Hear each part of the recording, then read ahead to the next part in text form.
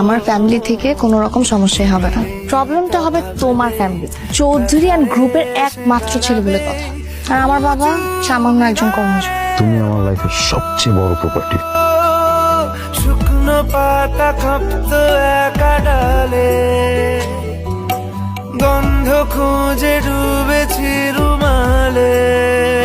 প্রিয়তা, কেমন ছিলাম প্রিয়তা। প্লিজ আমি 2 মিনিটের জন্য ফোনটা রাখি।